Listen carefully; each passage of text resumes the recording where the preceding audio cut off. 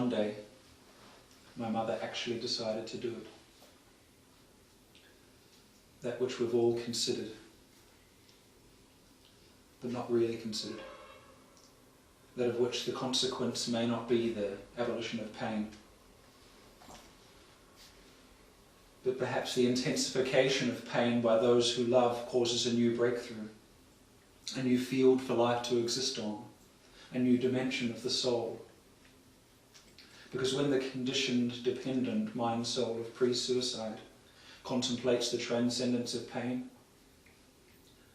when she considers that good and bad do not exist, when she can see her own perspective as a speck on a circular spectrum, then nothing really holds any pain. Despair is as abstract as the electrical impulses of the mind, and love outlasts pain, because the pain is made of ice.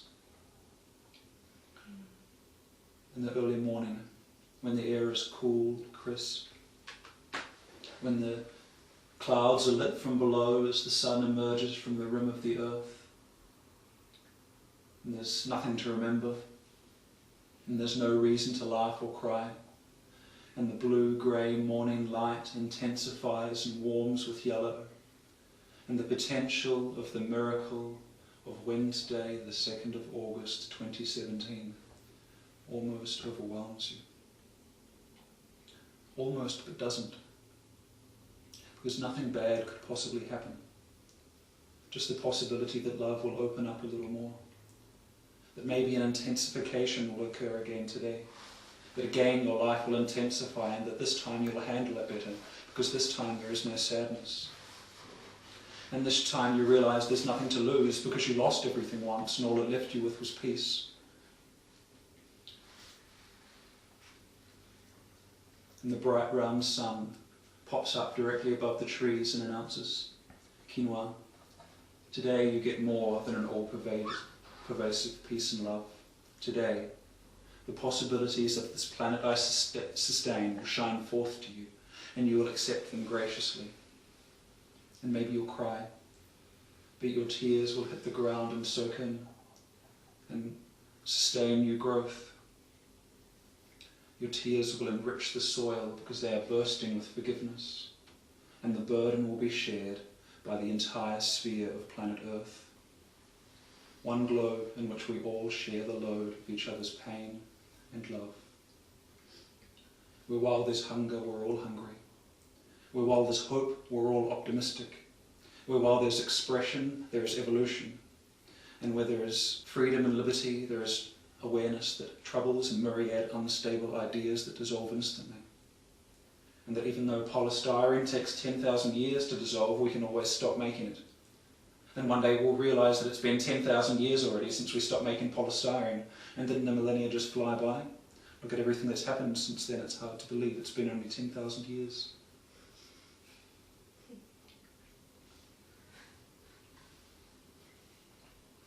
What did death smell like? How did it feel at that last moment when you were changing over? Were you thinking, yes, this is it? Were you thinking, oh my God, what have I done? Were you thinking, what's waiting for me now? What's the next step in the road? Or were you thinking, God, please take me up to heaven with you?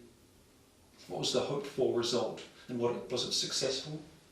Did it make you happy, or end the pain, or stop the cycle, or what? Did it do anything? Are you sorry? Or are you beyond all that regret shit? It doesn't matter in the end, I know. But still I wonder. Still I speculate. Still my mind burns with questions, and my heart melts with yearning, and my soul rings and echoes with a silence as contagious as a yawn on a sunny afternoon. I fall, and I fall, and I land. And then I realise you didn't land. You woke up before you hit the ground. And I wave as you smile and float away. And I dust myself off and keep walking. But I can't help looking up into the sky as you get smaller and smaller. Years later, I swear I can still see a speck up there on a cloudless blue day. A speck of memory that surely must be you. And I hope you're still smiling. And I hope you're still wavy. And I hope there's not too much pain if you have to live this life again. And deep down, I know that speck is a star. And you're not in my sky.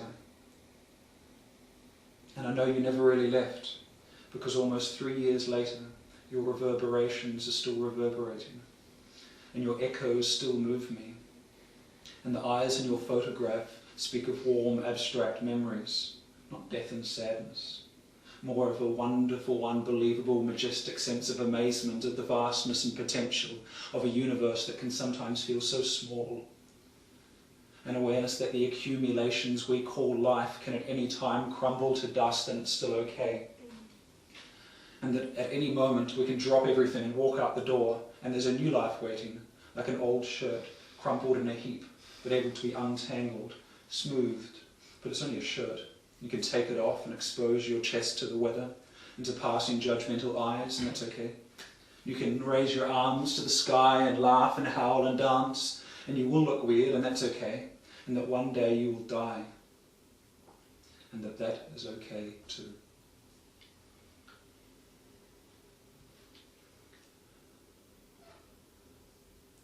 Another ominous day without death. In this world I have given up understanding. In this world you chose to leave. This world I choose to accept and explore. This world of infinite possibility, where there is always hope when you want it. And when you don't want it, there is despair enough to do the dishes, half a glass of red wine, cassette tape and a shard of glass and a baseball cap, and into your own garage with the garage door closed and the car windows open.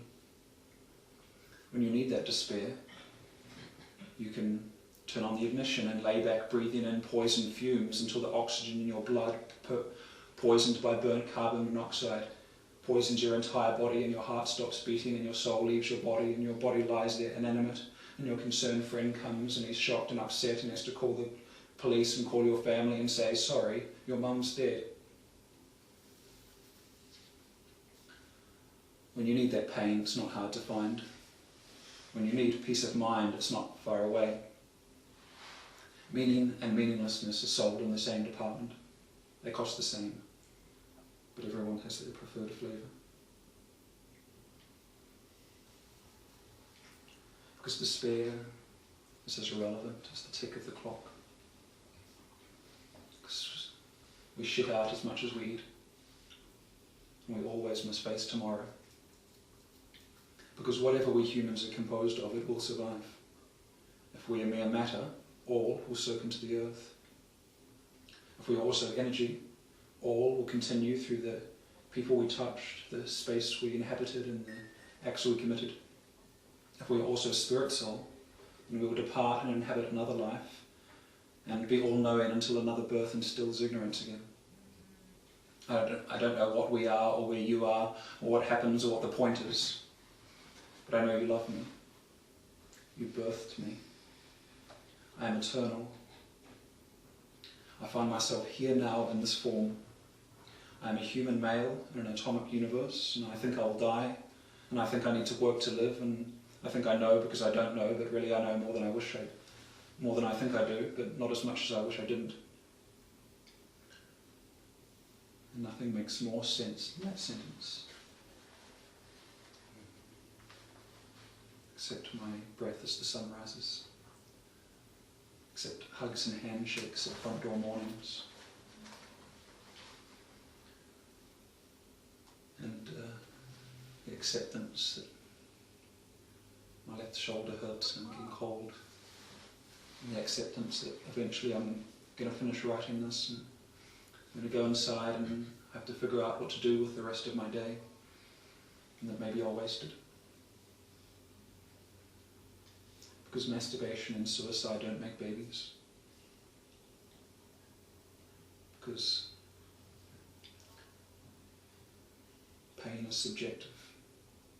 And love holds the ultimate finality. Because it's 2008. And we've had gay lib. And we've had the sexual revolution. And free love's been and gone. And supposedly the church are losing their power, but still the erection on his soul has not got off. And we all know what happens to an erection that does not lead to orgasm. But it's okay, because the spare is as common as potato chips, and if you dig a hole for it, it tends to rot pretty quickly. And the leaves grow slightly faster than they fall. There are more births than deaths. And age-stricken African villages have some of the highest birth rates. And the Catholic Church is the fastest growing in the world. Global warming is spreading through our mother like cancer, and chemotherapy is exactly the problem. Yet while the leader of the free world suggests killing is a great new idea, and every individual every morning clogs up tar strips with their 5-seater death machines, it is still illegal to walk bare-bodied down the street on a sunny day, and abuse proliferates from happiness of one's own hairy chest.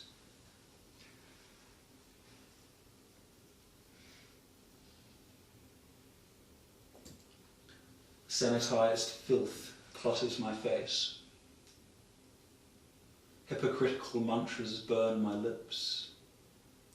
All voices form an incessant hum, pierced with baby cries and TV chatter.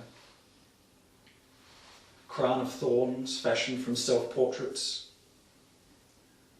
Hunger like a roar from my gut, though I emit only mumbled whispers in the rain. Sanity's my shackles, chaos the key. Suicide provides no conclusions. Life has no preface, love no coda, just an endless stapled strip of postscripts. There is no food, no body, no praise or fame which will satisfy my mind-ego hunger. In the folds of my mind, you reside. Permanently, it seems.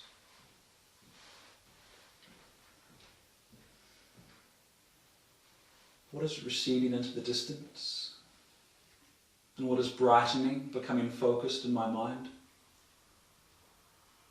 Without the yardstick of my mother's voice and her eyes, do I exist at all? In a lifetime where success was measured by the level of maternal encouragement, where, after 21 years, 1 month, does success come from? Success is a narrow concrete path, straight. It continues for eternity in the middle of a desert of flat monochrome possibility. And now I wait to do, and try to not try, and wonder why. I reach no conclusions. I find no success, no path end. But sometimes the path is around my ankles. It rises and disperses, not quite disappearing. I raise my arm into the air, and with great effort I manage to lift my feet up off the ground. I manage to raise myself so high that I can look down upon my whole life. What do I see? I see myself hovering above my life, looking down, in infinite regress, forever in this moment. And then I find myself lying on my back in my single bed at home in Rafferty Place where I grew up. I'm just staring at the roof, following the white-coated planks of wood that exist in parallel and perpendicular. I mentally project myself into a future I cannot know, I'll never reach. I believe there is a twist in my path, but I'm just static, looking in the wrong direction. That imaginary future is still projecting onto my wall today, but the slide has been removed, and I see nothing but white light, though it appears yellow in the relative darkness. God is still with me, but God's image has been bleached, washed out, and now also God is only light, dim, but warm and reliable. I feel like the walls are closing in on me, but it's just my eyeballs shrinking as I age. I sense a presence in the room, but I'm mistaken. I hear a voice, but it's just my breath. I make out a word, but it makes no sense out of context. I place the word in a box under my bed with the others. When the woman comes with my dinner, I suckle at her breast thirstily before realising she left 10 minutes ago, and my metallic plate of mince, spud and peas is grown cold. I eat and smile, never having heard the word hope.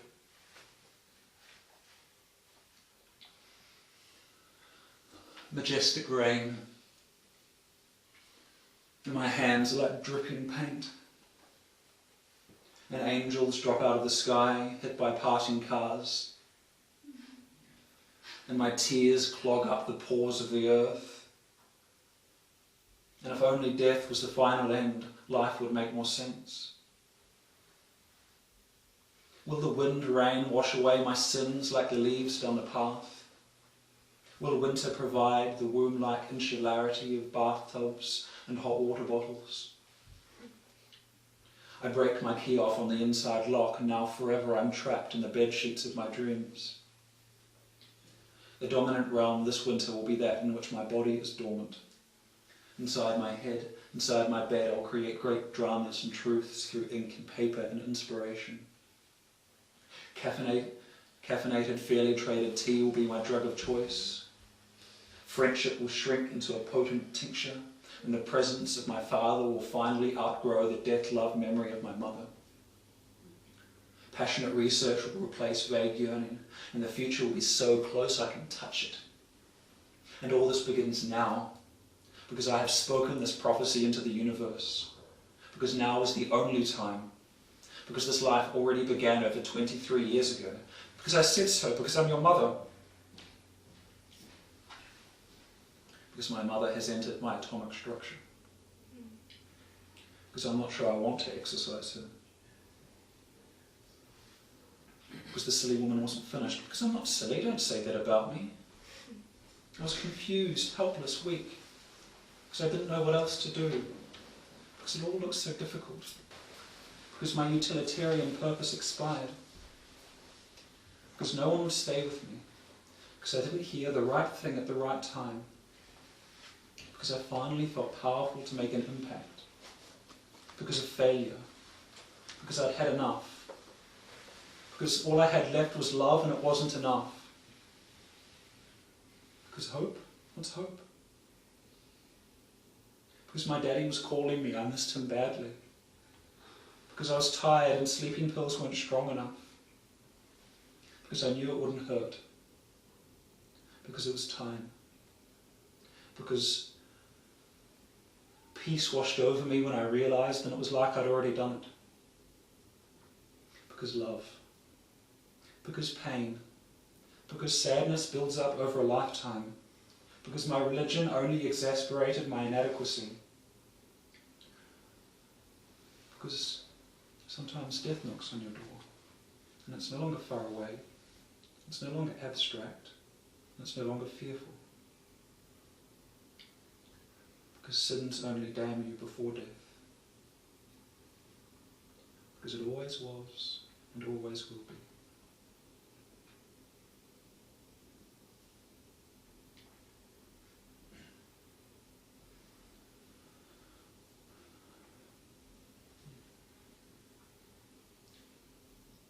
Death will greet me like a chance encounter with an ancient friend.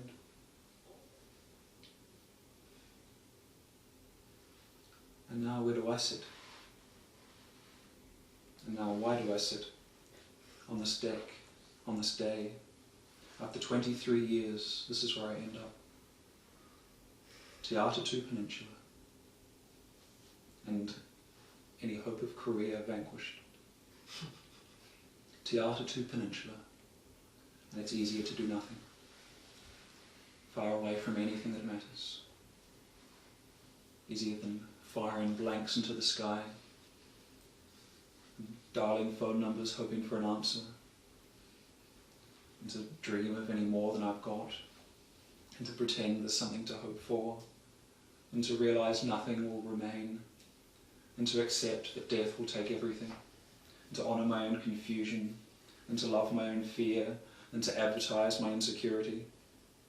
But how can I not scream my head off in the most mature and creative way possible until I obtain the attention I deserve? International attention. Love me. Fucking worship me, scumbags. Suck my dick and fall at art criticism because I'm art pure and fucking simple, and I'm more than deserving of your ears. Do something to draw me out of this dreary half-world that makes dreams feel so vivid and potent. Do something to make adrenaline rush through my cold, limp body. Devour my desire and fill me up with lust and love, fulfilled. Find me a boy whose beauty matches my own, and then connect us at the heart, at the face, till death do us part and all that heterosexual bullshit. Give me the ceremony with sunshine and family and celebratory vows, but let me suck dick on my wedding night. Suck dick slumming in the tropical jungles of South America. The honeymoon with no luxury sweets and no little bottles of rum, but lots of tahini and honey and moon all night. Moon all night, lying on our backs, warm in the moist leafy dew.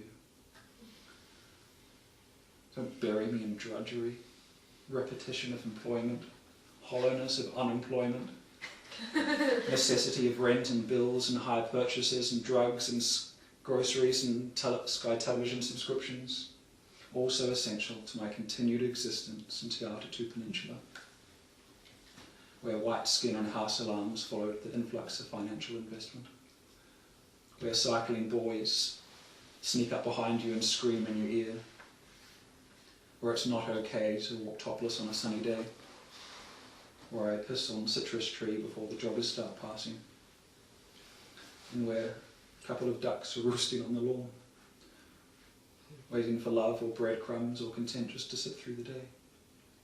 No yearning for activity, no guilt of inactivity, just a quack and a settle with my partner in the grass.